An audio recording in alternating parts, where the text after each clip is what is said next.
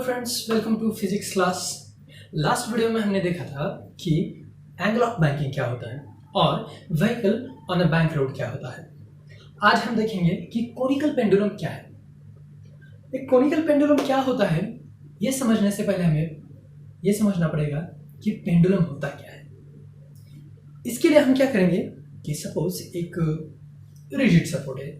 ये सपोज हमने एक रिजिड सपोर्ट लिया और इस पे हमने एक स्ट्रिंग जॉइन कर दी जो कि वेटलेस होगी, मतलब इसका वेट एकदम कम होगा। आइडियली ये वेटलेस होगी बट प्रैक्टिकली ये पॉसिबल नहीं है वेटलेस हो, इसका कोई तो वेट होगा। और इसके एक एंड पर हमने एक ऐसा बॉब ज्वाइन कर दिया। अब ये इसे बॉब तो नहीं कह सकते, लेकिन ये हमने बॉब या मास कोई भी ज्वाइन कर दिया। अगर ऐसा कोई अटैचमेंट हो तो हम उसे पेंडुलम कहते हैं।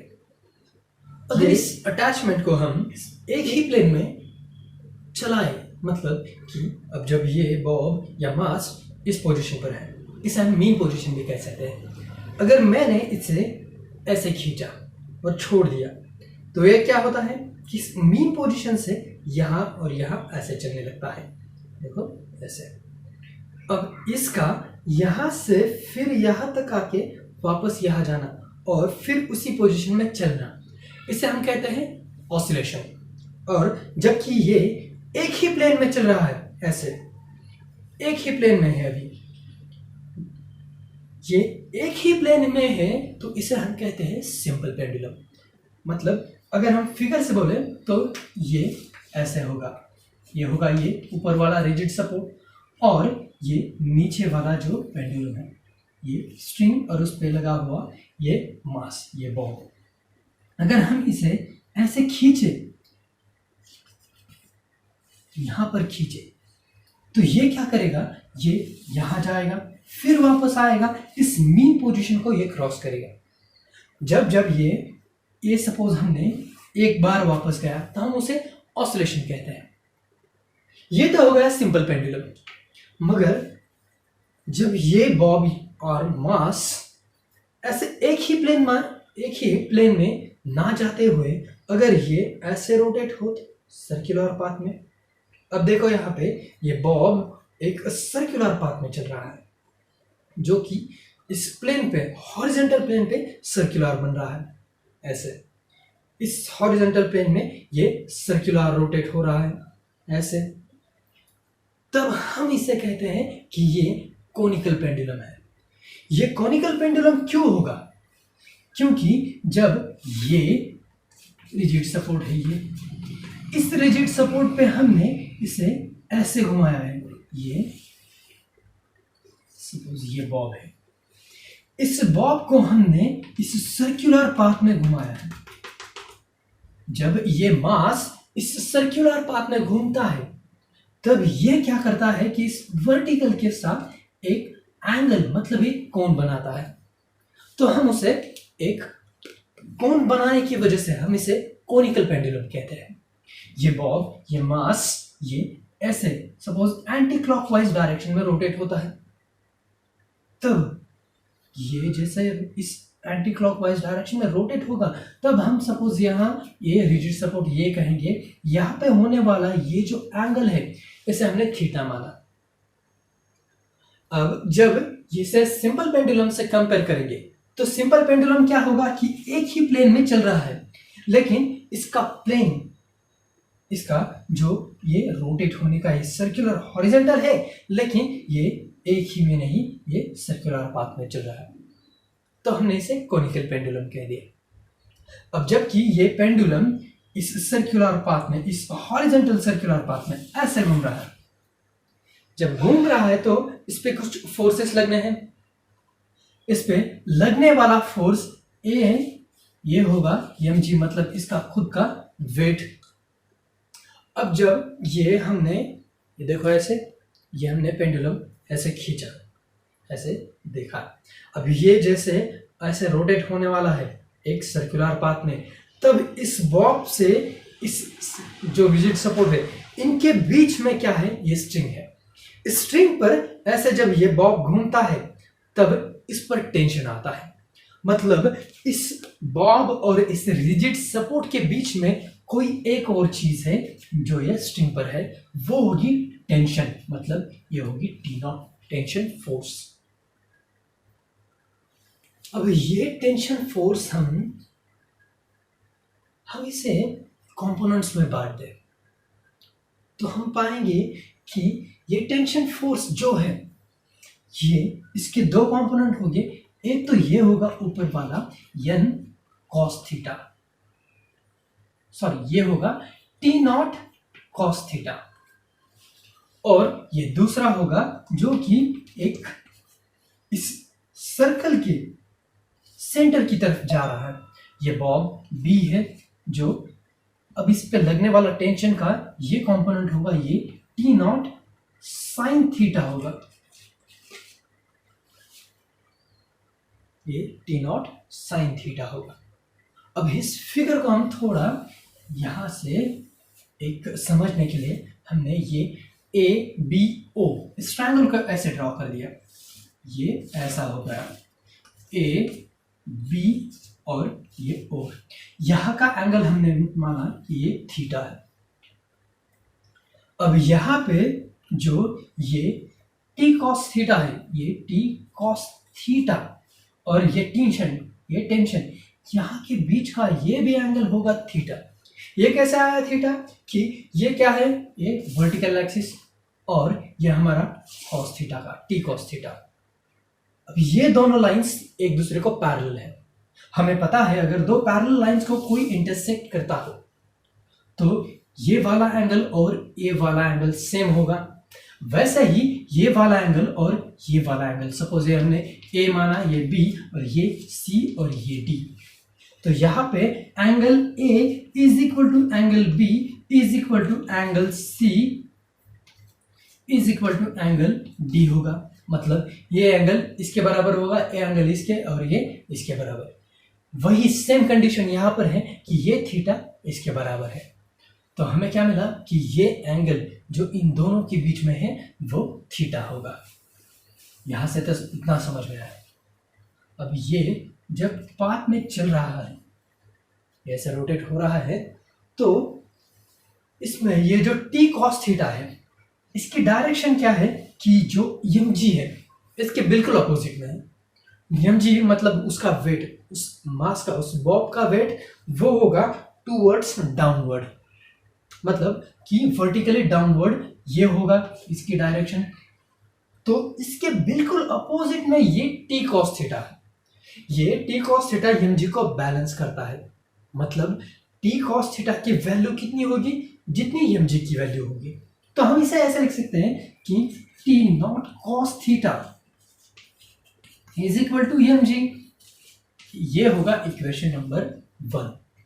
अब इस टेंशन का दूसरा कंपोनेंट ये क्या है कि टूवर्ड्स द सेंटर जा रहा है, T naught sine theta towards the centre है। और हमें पता है कि जो फोर्स टूवर्ड्स द सेंटर होता है अलोंग द रेडियस और टूवर्ड्स द सेंटर, वो होता है सेंट्रीपिटल फोर्स। ये सेंट्रीपिटल फोर्स कितना होता है, ये होगा एम आर ओमेगा स्क्वायर। ये हमने हमारे बाहर के फ्रेम ऑफ रेफरेंस से देखा, मगर हम जब उस बॉब के, उस मास के फ्रेम ऑफ रेफरेंस से देखें कि हम उस बॉब पर हैं या उस मास में है, उस जो ये घूम रहा है उस बॉब में है, तब क्या होगा, तब इस पे जो लगने वाला फोर्स एक और होगा जो कि होगा सेंट्रीफ्यूगल फोर्स, और वो होगा बाहर की तरफ, वो भी होगा एम आर ओमेगा स्क्वायर। मतलब ये टी नॉट साइन थीटा ये इस एम आर ओमेगा स्क्वायर मतलब कि यहां के सेंट्रीफ्यूगल फोर्स को बैलेंस करता है। मतलब कि जितना ये सेंट्रीफ्यूगल फोर्स होगा उतना ही ये टी साइन थीटा होगा। तो इसके लिए हम क्या लिख सकते हैं कि T naught sine theta is equal to M R omega square. Equation number 2। अब हम इस इक्वेशन 2 को 1 से डिवाइड करें तो हमें इक्वेशन मिलेगा ये T naught sine theta divided by T naught cos theta is equal to, ये है M R omega square divided by M G. ये यम यम कैंसिल हो गया, ये टी नॉट कैंसिल हो गया। यहाँ अभी हम इस sine theta by cos theta को ऐसे ही रखते हैं।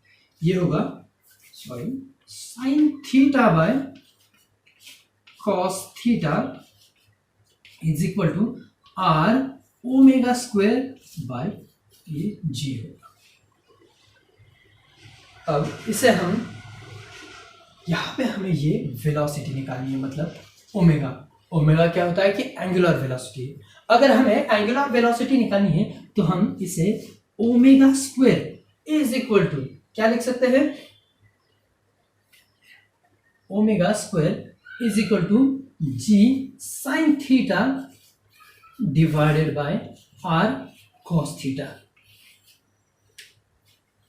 ये होगा omega square is equal to G sine theta, G ऊपर गया और आर नीचे आ गया, तो omega square is equal to G sine theta by R cos theta. यहां पे ये जो स्ट्रिंग है उसकी लेंथ होगी ये यल, और ये इस सेंटर से इस बॉब तक ये डिस्टेंस होगा इस सर्कल का रेडियस। ये रेडियस हमने आर माना। अब जब हम इस ट्रायंगल ए ओ बी को कंसीडर करें, ये यल है और ये आर है, अगर हम ए ओ बी को कंसीडर करें तो हमें यहां पे ये साइन थीटा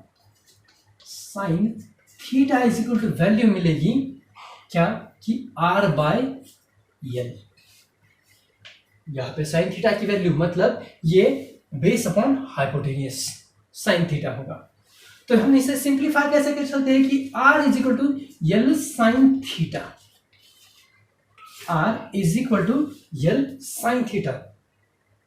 अब ये r हम यहां पुट करेंगे, r की वैल्यू क्या मिली हमें कि यल साइन थीटा, मतलब कि इज इक्वल टू हमारा इक्वेशन क्या होगा, g into sine theta divided by ये होगा r की क्या है यल साइन थीटा, यल साइन थीटा इंटू ये कॉस थीटा। ये साइन थीटा कैंसिल हो गया और ये आ गया जी by L cos theta, ji by L cos theta हो गया। ये वैल्यू है ओमेगा स्क्वायर की। अब हमें चाहिए क्या, ओमेगा, मतलब इसका स्क्वायर रूट निकालना पड़ेगा। तो ये होगा omega is equal to under root G by L cos theta. ये होगी हमारी एंगुलर वेलोसिटी इस बॉब की, इस पेंडुलम कोनिकल पेंडुलम के लिए ये होगी एंगुलर वेलोसिटी। नोट डाउन कर लो, कर लिया, ओके।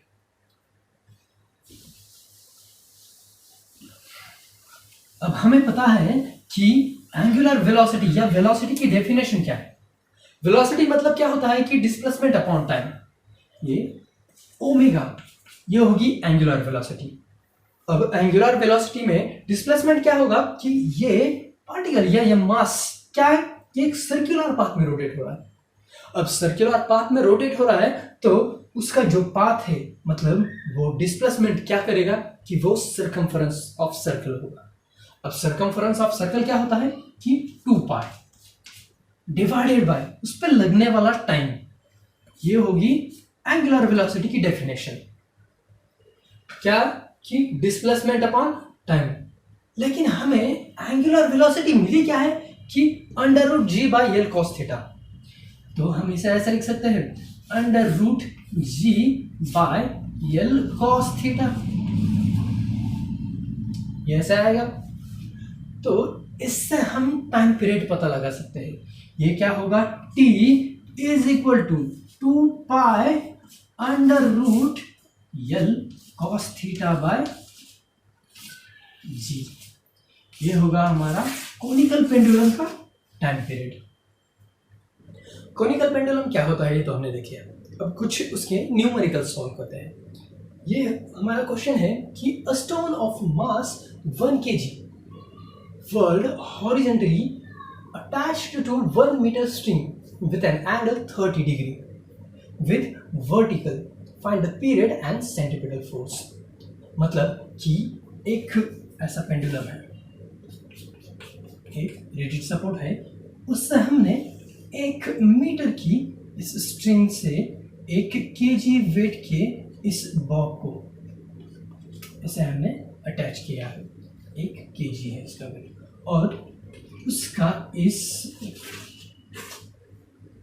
वर्टिकल से ये एंगल होगा 30 डिग्री। मतलब गिवन क्या है, हमें दिया क्या क्या है कि मास, ये मास होगा m is equal to 1 kg and ये हमें लेंथ दी है, ये स्ट्रिंग की लेंथ है, मतलब ये L is equal to 1 metre, और जो एंगल दिया है मतलब theta is equal to 30 degree. Given में हमें ये सब दिया है। अब हमसे पूछा गया है कि इसका पीरियड क्या होगा, इसका टाइम पीरियड क्या होगा। तो हमें पता है कि time period t is equal to 2 pi under root, ये वैल्यू होगी L cos theta by g। अब g की वैल्यू हम सबको पता होती है कि g की वैल्यू मतलब ये एक्सेलरेशन ड्यू टू ग्रेविटी, ये होती है 9.8। अब इसकी वैल्यूज पुट करें तो ये होगा 2, ये पाई की value 3.14 into under root, L क्या है 1 इंटू कॉस थीटा, मतलब cos 30, cos of 30 degree divided by ये 9.8, ये आएगा हमारा 6.28, इसका multiplication and under root cos 30 की वैल्यू है अंडर रूट 3/2, ये 1, मतलब कि ये आएगा under root 3/2 divided by 9.8।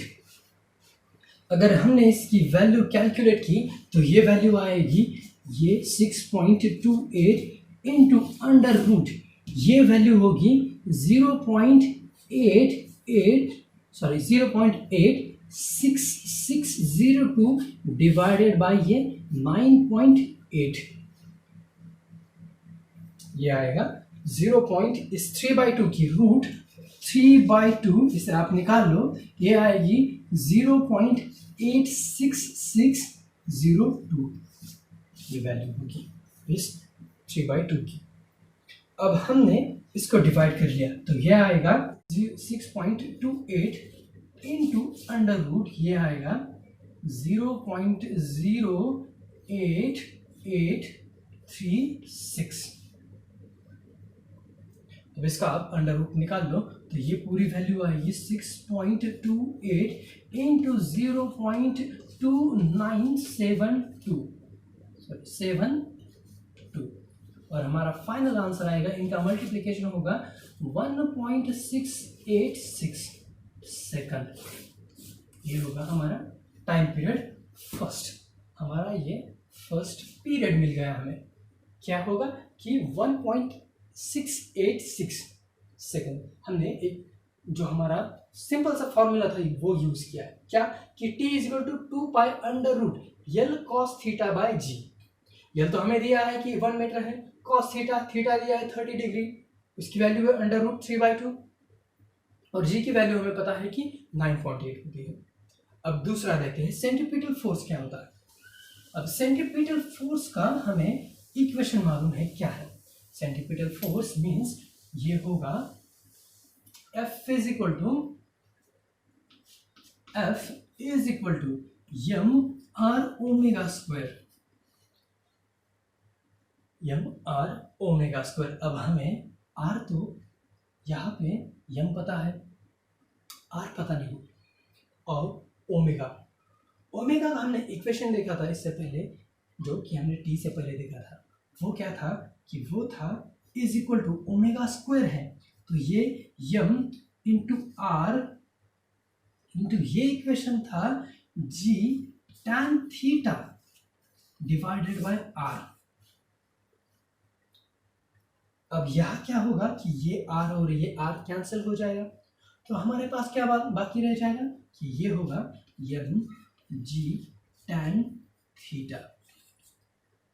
M की वैल्यू हमें पता है कि 1 kg है, मतलब ये होगा 1 और जी है 9.8 इंटू tan ऑफ 30। tan 30 की वैल्यू होती है √3/3। तो ये इक्वेशन आएगा 1 इंटू 9.8 इंटू √3/3। अब जब हम इस √3/3 को इसकी हम वैल्यू निकालें तो ये आएगा 9.8 इंटू 0.5773। अब सिंपल है, इसका मल्टीप्लिकेशन कर लो। इसकी वैल्यू अगर हम 9.8 को 0.5773 से मल्टीप्लाई करें तो हमें लास्ट में वैल्यू मिलेगी इसकी 5.658। और ये क्या है? सेंटीपीटल फोर्स है, मतलब सेंटीपीटल फोर्स का यूनिट होगा एन, न्यूटन। तो ये हमारा इक्वेशन होगा फोर्स का, ये हमारा फाइनल आंसर है, या फिजिकल टू 5.658। आज की वीडियो में बस इतना ही। Thank you. हमारे वीडियोस अच्छे लगते हो तो प्लीज़ सब्सक्राइब करें, लाइक करें और शेयर ज़रूर करें।